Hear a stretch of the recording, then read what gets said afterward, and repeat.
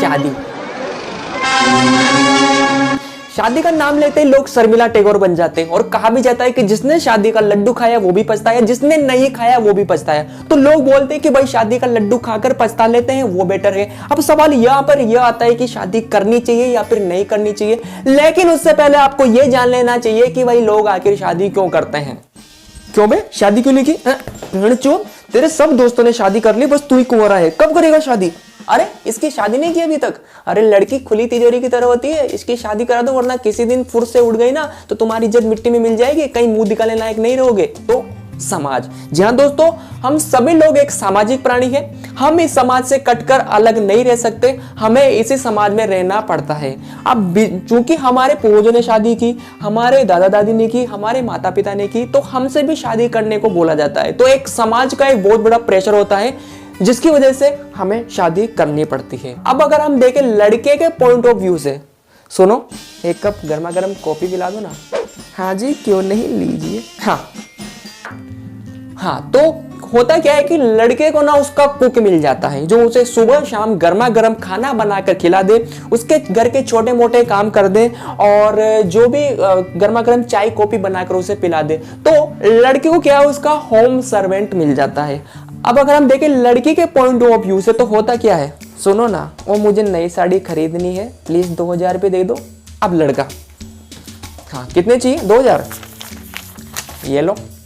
अच्छा सुनो ना, वो मुझे पार्लर में जाके मेकअप कराना है तो थोड़े से पैसे चाहिए। अच्छा कितने चाहिए? 5000। हाँ तो ये लो ना। तो होता क्या है कि लड़की को ना उसका एटीएम कार्ड मिल जाता है।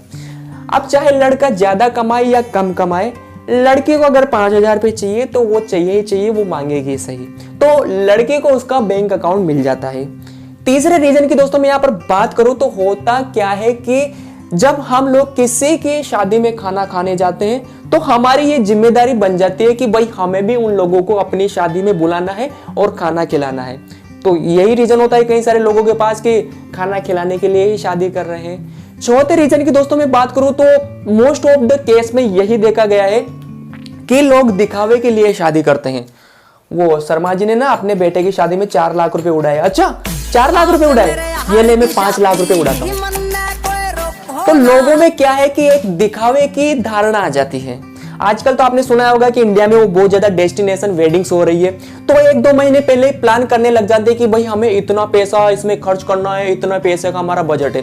तो क्या है कि शादी में पैसा खर्च करना लोग अपना स्टेटस सिंबल समझने लग गए हैं कि जिसके पास जितना पैसा है उसे उसकी शादी में उतना पैसा खर्च करना है ताकि लोगों के अंदर उनकी वैल्यू बढ़े, लोगों को पता लगे कि ये कितने अमीर आदमी है, इनके पास कितना पैसा है।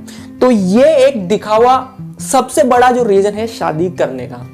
5 रीजन की दोस्तों अगर मैं बात करूं तो आपने पुराने समय से सुना होगा कि भाई हमारे वंश को आगे बढ़ाना है, हमारे खानदान को आगे ले जाना है। तो क्या होता है कि बच्चे पैदा करने के लिए ही शादी करते हैं, क्योंकि ये समाज तभी आगे बढ़ेगा जब हमारे चुन्नू मुन्नू घर में खेलेंगे, और चुन्नू मुन्नू घर में खेलेंगे तो घर में रौनक आ जाएगी, दादा दादी को भी जो है थोड़ा सा बच्चों के साथ खेलने का मौका मिल जाएगा। तो बच्चों के लिए ही शादी करते हैं। अब दोस्तों अगर आप मुझसे पूछे कि भाई लोग शादी क्यों करते हैं तो इसका सिंपल सा मैं आंसर देता हूं, सेक्स। जी हाँ दोस्तों, बिल्कुल सत्य बात है।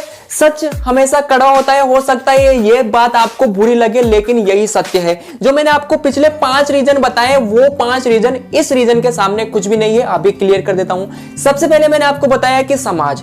तो जी हाँ दोस्तों, जैसा कि आपको पता होगा कि हमारे जो पूर्वज थे पुराने समय में गांव में रहते थे, तो गांव में क्या होता था कि वहां के जो मेन जो मुखिया होते थे वो लोग कुछ ऐसे रूल्स बनाते थे कि सभी लोगों को वही रूल्स फॉलो करने पड़ते थे, और अगर उन्होंने वो रूल्स फॉलो नहीं करने किए तो वो लोग उस समाज से बाहर कर दिए जाते थे। लेकिन आज ऐसा बिल्कुल नहीं है, हम लोग स्वतंत्र हो चुके हैं। अगर हमें उस समाज में नहीं रहना तो हम किसी अदर शहर में जाके शिफ्ट हो सकते हैं, कहीं हम किराए से रूम ले सकते हैं, वहां पर जाकर हम लोग एक बिंदास लाइफ बिता सकते हैं। तो ये रीजन हट गया। दूसरा रीजन मैंने आपको बताया लड़के के पॉइंट ऑफ व्यू से। तो भाई होता क्या है कि घर संभल जाए तो शादी कर लेते हैं, लेकिन अगर सोचिए कि भाई जो लड़का है, सुनो ये लो 1500 रुपए और कल से झाड़ू पोछा कर देना और घर पे खाना वाना बना देना, तो कुछ पैसे खर्च करके आपको एक बाई मिल जाएगी, तो आपका घर तो ऐसे ही संभल जाएगा, मतलब कि आपको शादी करने की जरूरत नहीं है। लड़की के पॉइंट ऑफ व्यू से देखें तो दोस्तों आजकल लड़कियां भी काफी सारे स्किल सीख चुकी हैं, लड़कियां आईआईटी के सेक्टर में या फिर बहुत सारे सेक्टर में काम कर रही है, तो इतना पैसा तो वो आसानी से कमा ही सकती है कि अपना खर्चा चला सके। तो यहाँ पर लड़की के पॉइंट ऑफ व्यू वाला जो कारण है वो भी हट जाता है। तीसरा रीजन मैंने आपको बताया कि खाना खिलाने के लिए लोग शादी करते हैं। तो भाई जरूरी थोड़ी है कि आप लोग, अगर आप लोगों ने उनके यहाँ पे जाके खाना खाया है तो आप शादी में उनको बुलाओ, खाना खिलाओ। आप लोग अपने जन्मदिन के मौके पर भी उनको बुलाकर खाना खिला सकते हैं, या फिर वैसे ही कोई अच्छा सा मौका देकर आप भंडारा कर दीजिए। तो ये रीजन भी आपका यहाँ पर हट जाता है। चौथा रीजन मैंने आपको बताया दिखावा करने के लिए। तो भाई देखो ऐसा होता है कि हम लोग दिखावा तो वैसे भी कर सकते हैं, जरूरी थोड़ी हम शादी में दिखावा करें। हम लोग एक बड़ी सी गाड़ी खरीद के दिखावा कर सकते हैं, बड़ा बंगला, या फिर दुनिया में जितनी भी टेक्नोलॉजी वाले शो ऑफ की चीजें वो खरीद के हम लोग बता सकते हैं। क्योंकि देखो शादी तो हम लोग एक मंदिर में जाके भी कर सकते हैं, कुछ पैसे खर्च करके, सिर्फ फेरे तो खाने पंडित जी को बुला के, या फिर हम लोग कोर्ट में जाके कुछ पैसे खर्च करके एक वकील करके हम लोग शादी कर सकते हैं। तो ये चौथा रीजन भी हट जाता है। पांचवा रीजन मैंने आपको जैसा कि बताया कि भाई बच्चे पैदा करने के लिए। तो भाई ऐसा थोड़ी है कि अगर आपको बच्चे चाहिए तो आपको शादी करनी पड़ेगी। भाई आप किसी अनाथ आश्रम में चले जाओ ना, वहां पर आपको अगर लड़का चाहिए तो लड़का अडॉप्ट कर लीजिए, लड़की चाहिए तो लड़की अडॉप्ट कर लीजिए। आपको बहुत सारे ऐसे बच्चे मिल जाएंगे जिनके माँ बाप नहीं है, तो आप उन्हें अडॉप्ट करके जो है बच्चे भी तो पा सकते हैं। तो ये सारे रीजन हट चुके हैं। अब जैसा कि मैंने आपको बताया कि भैया एक ही चीज है जिसके लिए शादी की जाती है, वो है सेक्स। पुराने जमाने में हमसे बोला जाता था कि जो जीने के लिए मूलभूत आवश्यकता है वो है रोटी, कपड़ा, मकान, लेकिन ये गलत है। अब ये चीजें बदल चुकी है। जो मूलभूत आवश्यकता है ना वो है दोस्तों पैसा, मोबाइल और सेक्स। जी हाँ दोस्तों, बिल्कुल सत्य बात है। अगर आपके पास पैसा है तो रोटी कपड़ा तो आपके वैसे भी मिल जाएगा।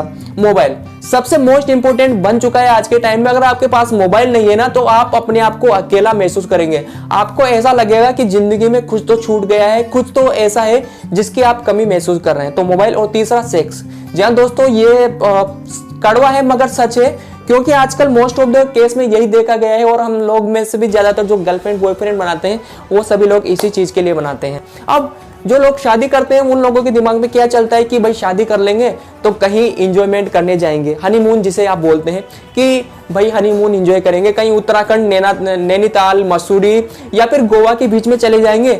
दिन भर हाथों में हाथ डाल के, बाहों में बाहें डाल के मस्त बातें करेंगे, एकदम डिंचक, और दिन भर ऐसा गुजर जाएगा बातें करने में, एक दूसरे को देखने में और सेक्स वेक्स चीजें करने में। ठीक है, तो यही कारण है कि लोग यानी कि लड़का और लड़की शादी करते नहीं, लेकिन लोग बहाने लगाते हैं कि कैसे कैसे रीजन देते हैं। अरे वो क्या है कि मम्मी घर में अकेला काम करती है, अकेली रहती है, तो मैंने सोचा शादी कर लूं, मम्मी का भी काम में हाथ बढ़ जाएगा और उनका अकेलापन भी दूर हो जाएगा।